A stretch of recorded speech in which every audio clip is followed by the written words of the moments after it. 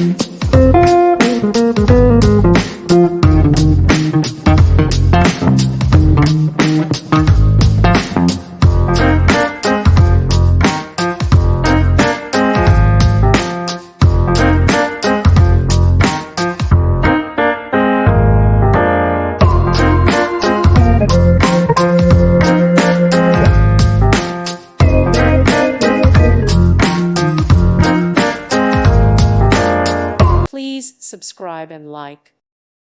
Thank you for watching. May God bless you and keep you.